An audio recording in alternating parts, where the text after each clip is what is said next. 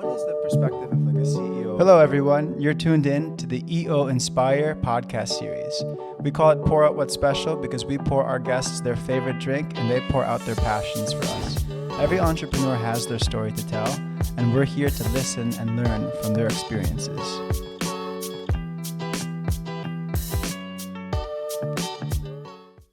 Okay.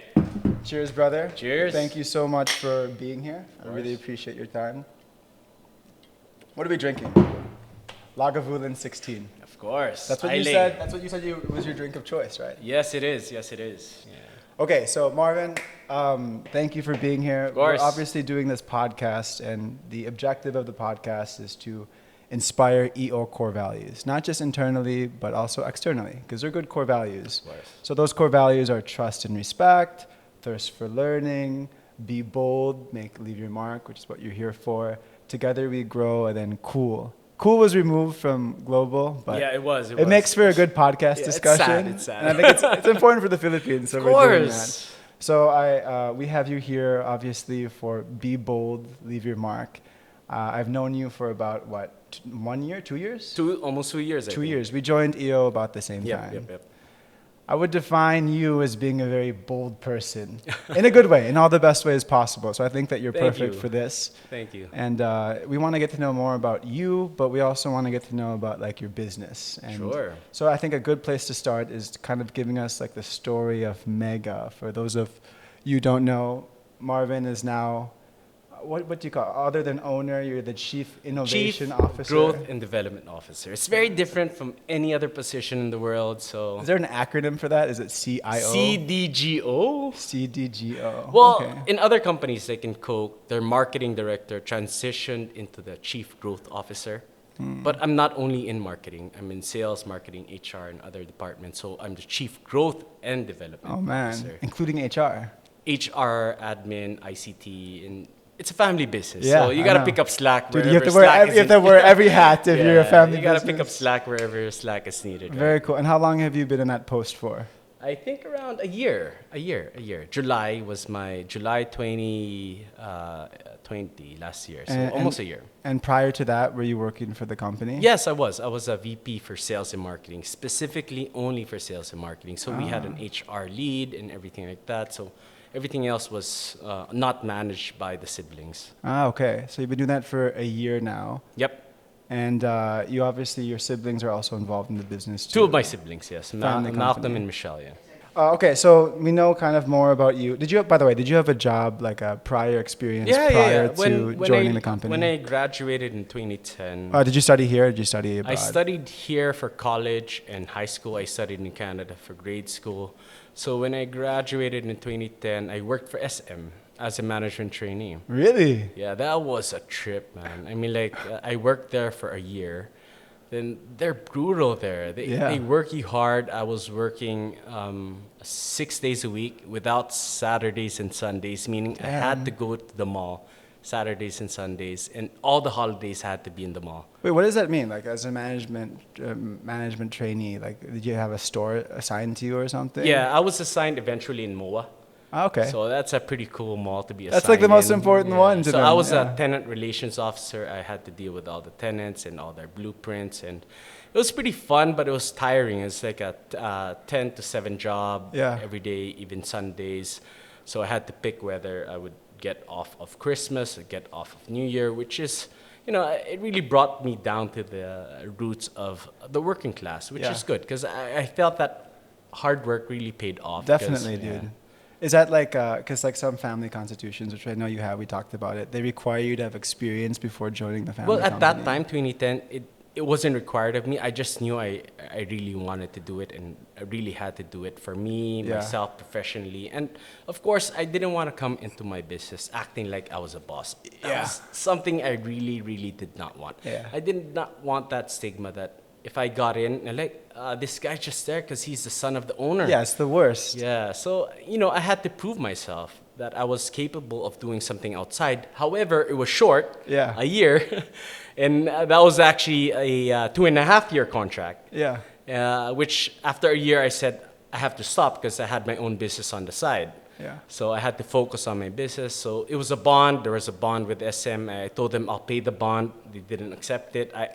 For that whole year, I did not touch my salary. I was like saving my salary to pay the bond. And I told them, okay, this is everything I've gotten from you for a year. All my training. I did not touch any peso off of this. You can have it as my willingness to pay the bond. Wow. And they didn't accept it. They didn't accept it. Wait, so how does that work? Like, because of your contract, you want them to be able to leave earlier, so you're willing to pay out? It's a management trainee program. So they invest in you, train you, send you all over the place, and so. But it wasn't about the compensation to you. It was about getting the experience. Not at all. I did not touch my. Also the discipline too, right? Like you're forced to like work. Yeah. So I was, proper job. I was there 9:58 a.m. every single day. Time in, exactly the right time. By around 3 p.m., I would be done with my work. I'd focus on my AutoCAD work and all that. So you were also an entrepreneur during this time already. Yes, I would have 3 screens. Jeez. So you're like, we're already a serial entrepreneur even before taking a corporate job. I don't think it was a serial entrepreneur. I was selling laptops in the back of my car. Laptop kid.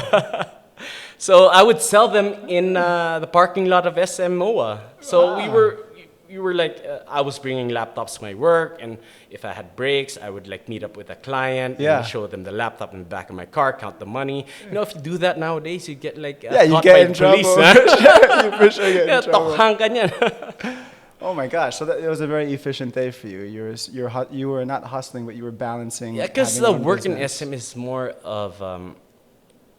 You don't really use a lot of your mind. You use a lot of your brute force. I mean, like, you have to be there physically, inspect physically. You have to be more strategic. Definitely. Okay, so how about once you joined the family company, I'm sure your family was happy about that. You have this year of a corporate experience. You have your side business too. You have AutoKit already at that point? Yeah, well, I didn't join the family business yet after I left SM. You didn't? So I left SM 2011. I joined the family business 2014. So I had 2-3 years on my own. So I was setting up the business with my partner Kevin and Eric. It was AutoKit. So we were selling cars from Kevin's front yard. So we started with 2 cars, eventually became 4, became 8, became 12. It didn't fit in his front yard anymore, so we had to rent a property that was bigger. So we put up a dealership, we branded it. So eventually expanded. We started with 3 employees in October 2011.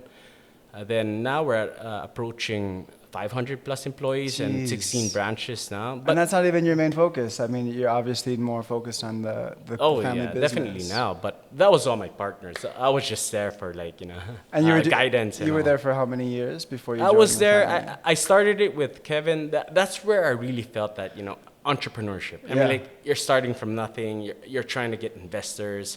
Our opening date was October, right? So we only had like 12, 15 cars.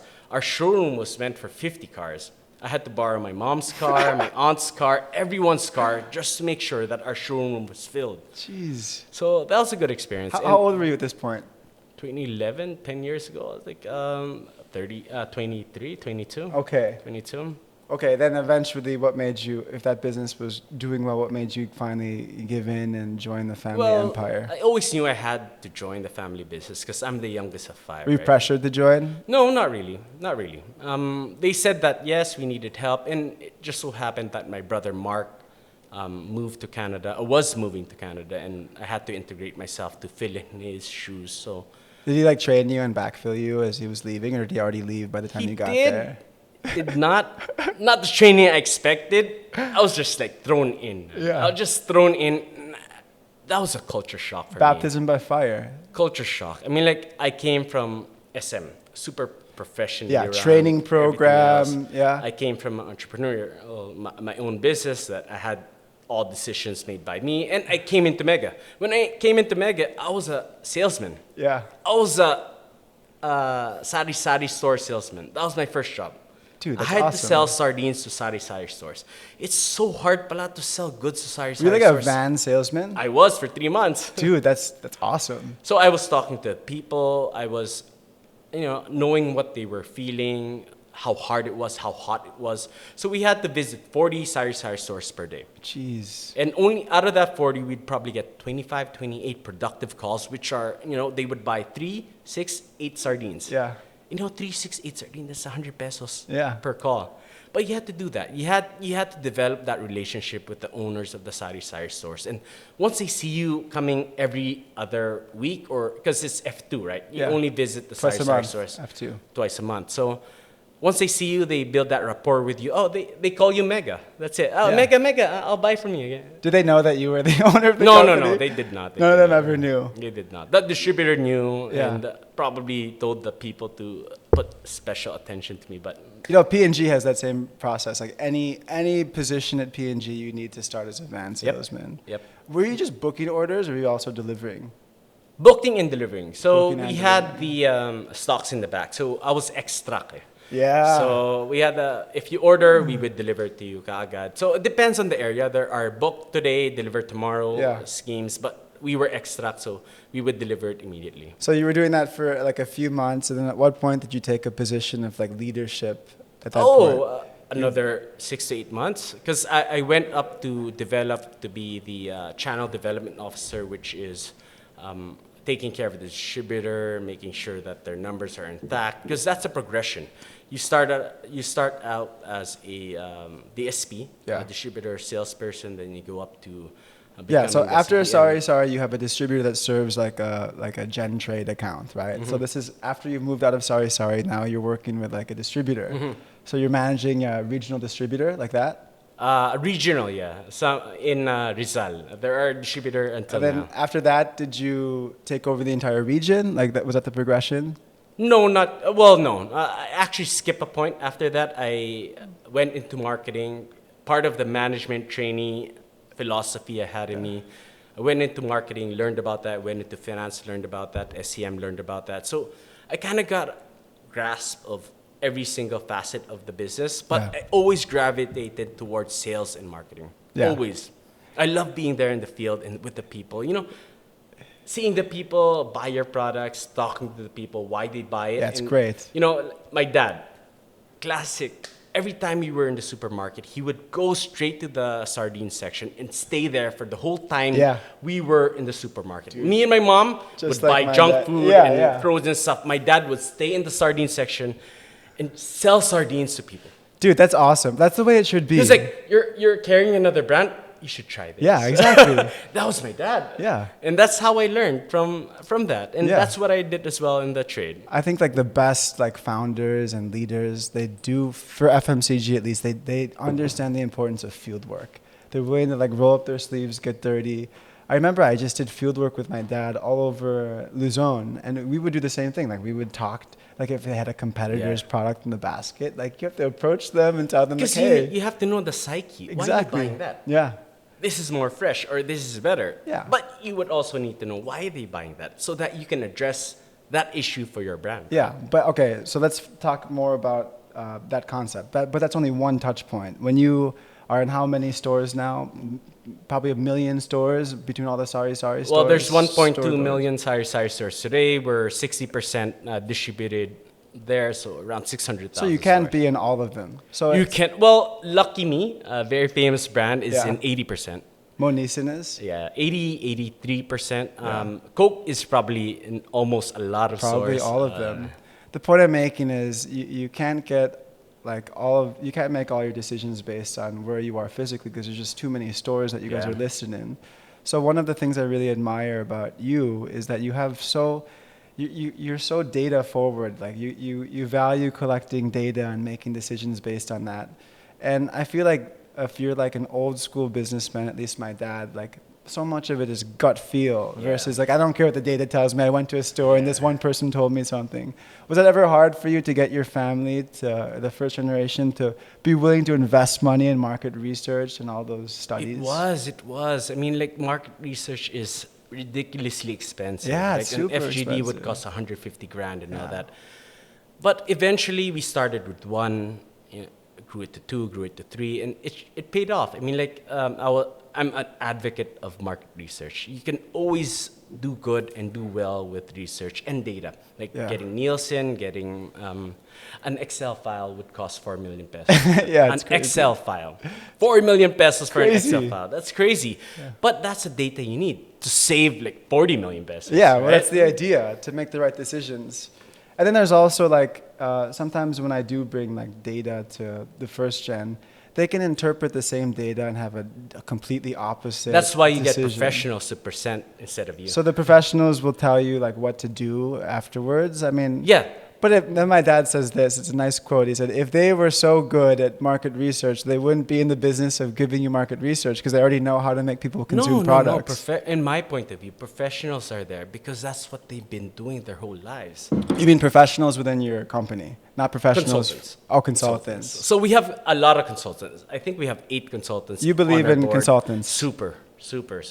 Because it helps us direct the way the business goes from a third-party point of view. And they've been there, done that. A lot of our consultants come from P&G.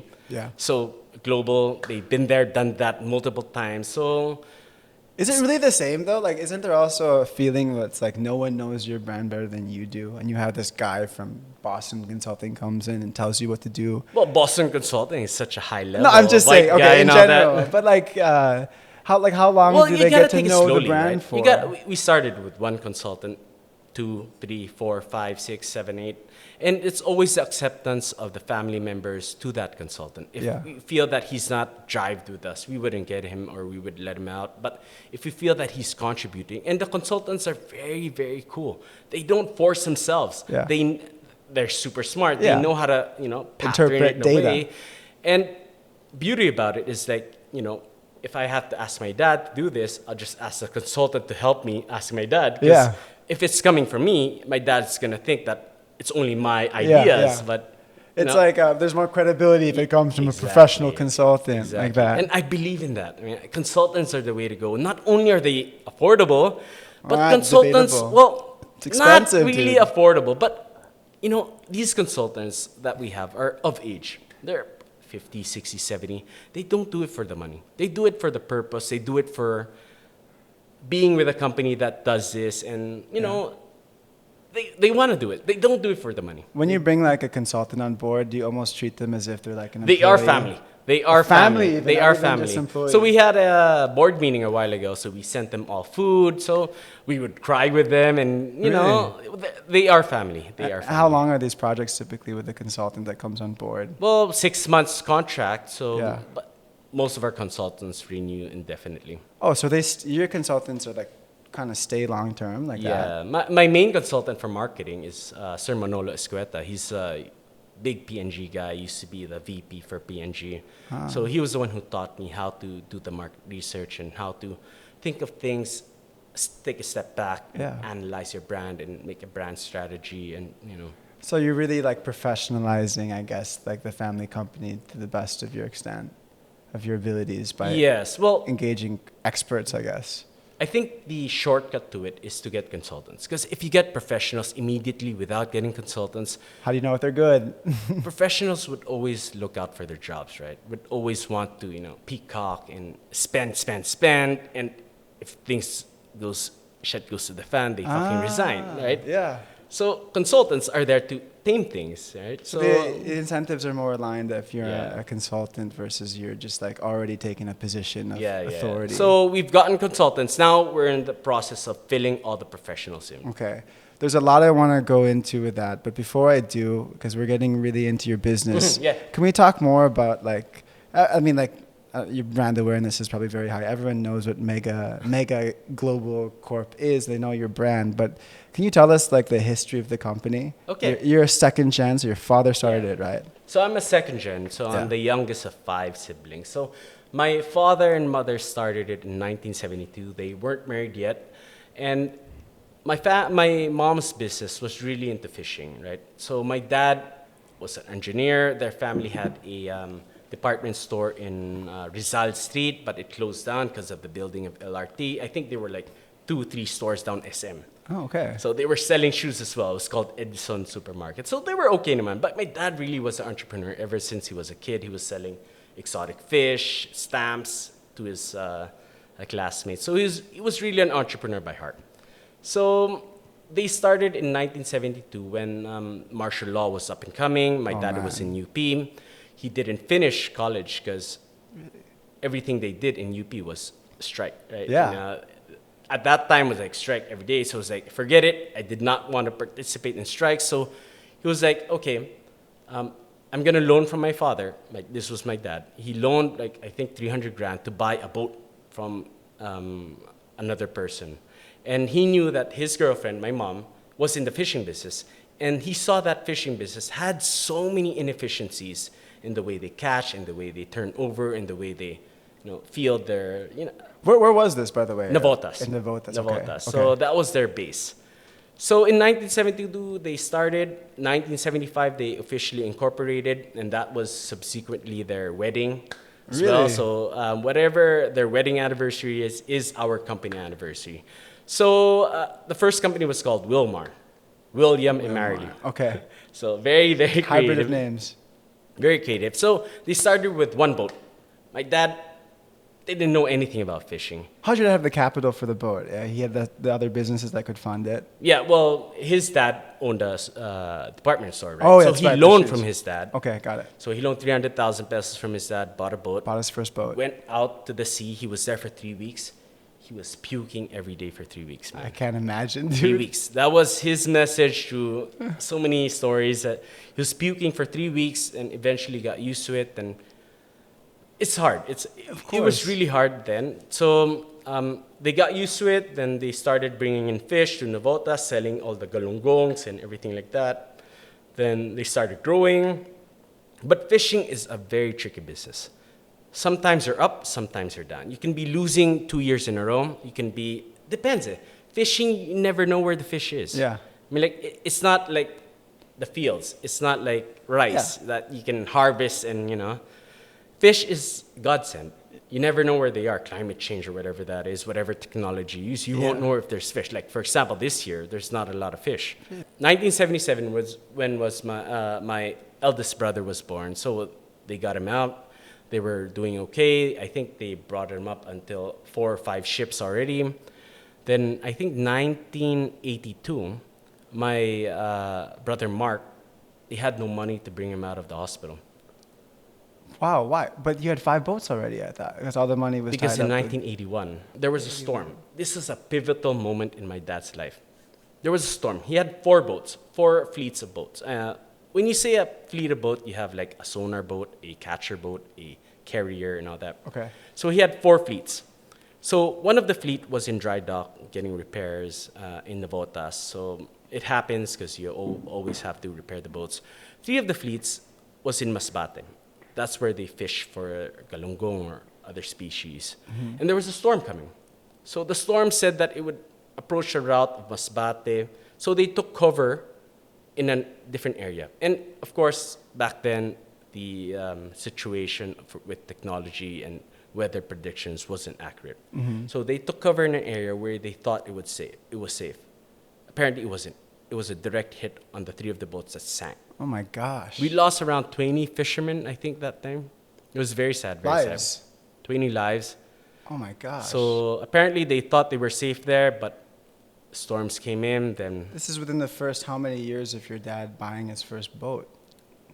Not even 10 years. Jeez. So he wiped out 75% of his fleet. From that storm? Yep. And he started from scratch again then. And he was like... He wanted to give up. He was like, are we going to do this? He talked to his people. Are we going to do this? Wala na eh. We don't have anything anymore. Our other boat is still in dry dock. We don't have money to repair it. And also, as help from some friends. And his people was like, boss, we've been here from the start. We will continue this until we, finish it. So he derived that strength from his people ever since then. And I think that's how he got that malasakit value in him now. Definitely. Because his people showed him malasakit before to continue the business, even if they weren't going to be paid on time and all that. And they believed in him because he always wanted to bring innovation into the fishing industry. Yeah. Even before. Even if he was young, he wanted to bring innovation. From when he saw the inefficiencies, like you said. Yeah.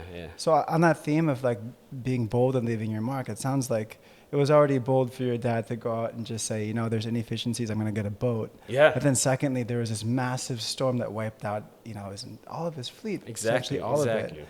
And your dad still said, I'm still going to pursue this dream and go for it again, despite the adversity. And that was the time my brother Mark was born. They had no money to bring him out of the hospital, so he had to ask money from his brothers and sisters because, fishing is a tricky business. Okay, so we were just talking about marketing, about how it shifted, how it's starting to shift more towards digital than traditional advertising.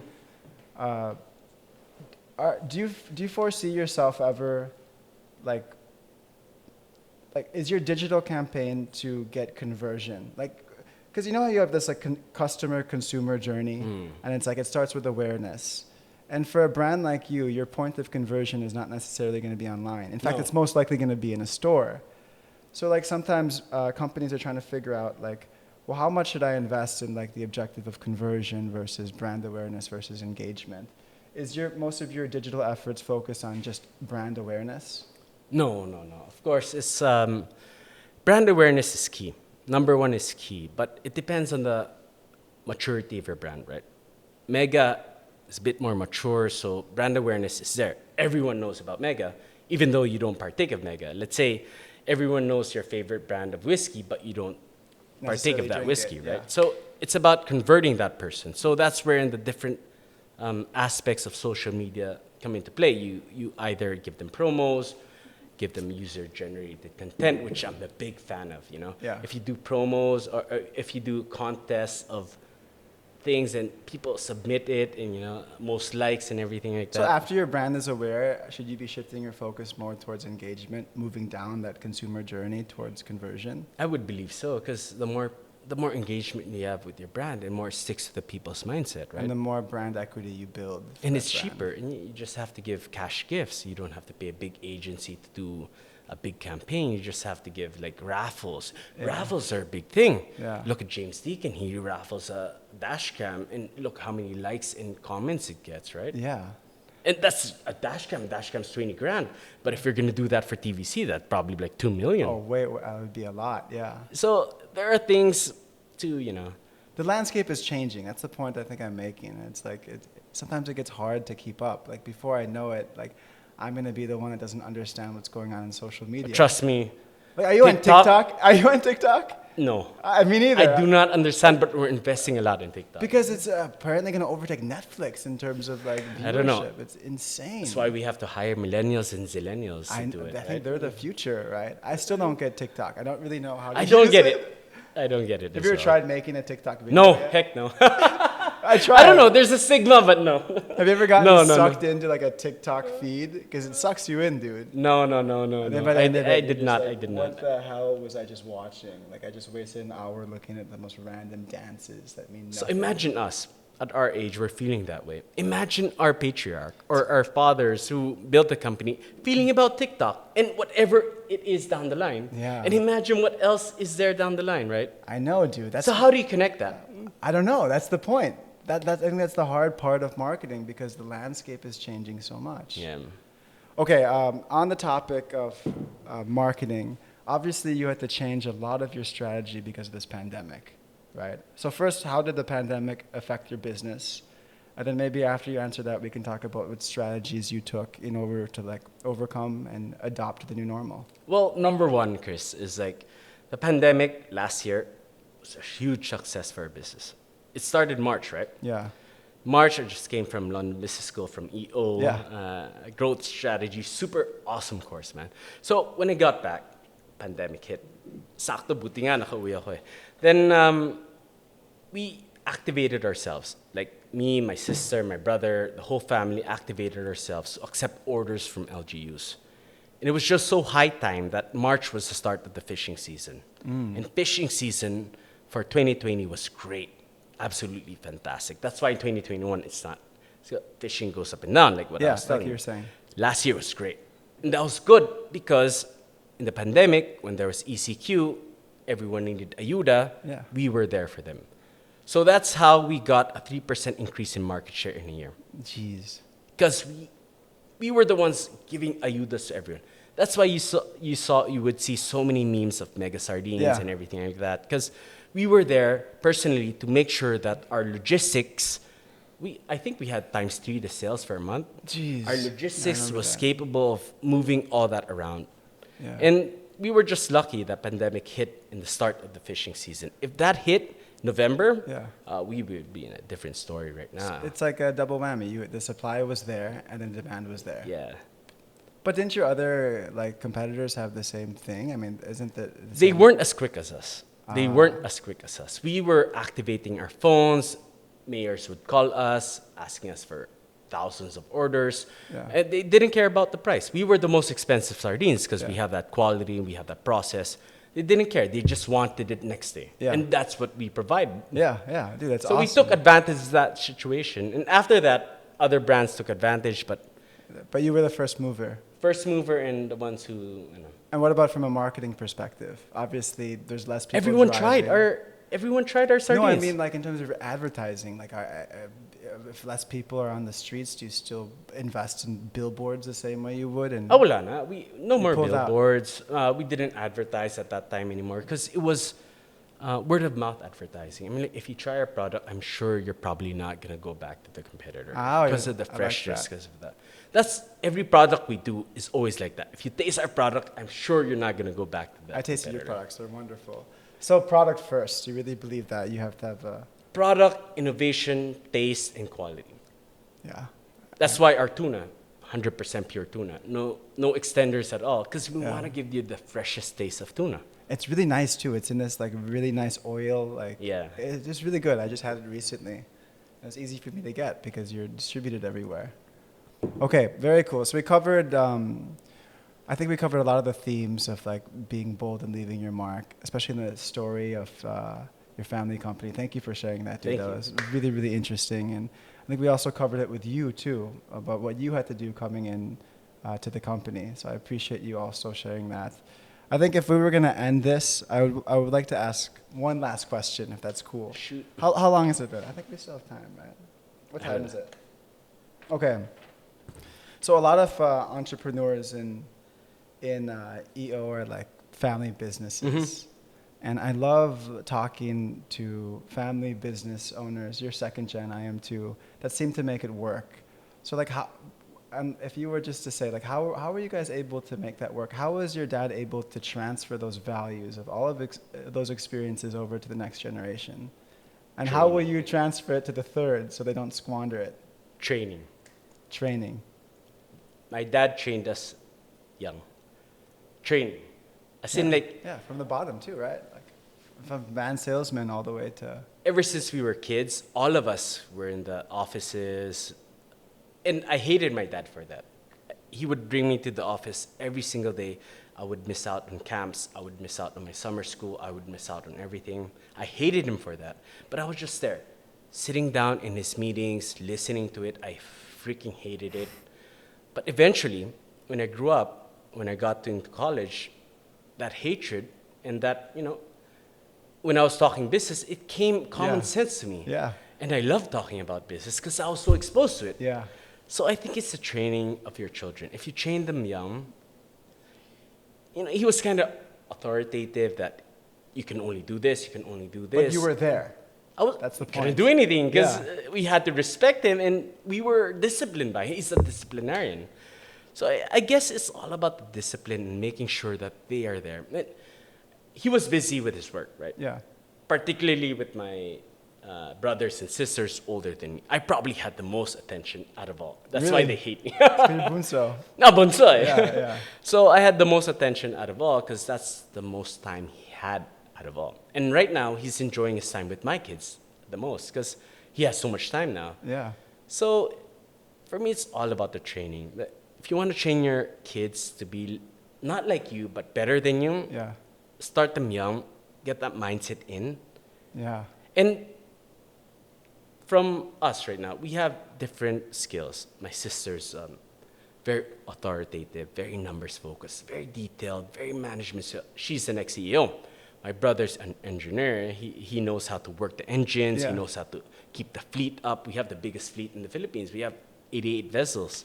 So he knows how to do that. I know how to market. Yeah. I'm a salesperson. It sounds like it worked out perfectly. I don't know how, but, it just fell into place. I don't think they trained us to be like, oh, you be talkative, you be thinker, you be a controller. They didn't.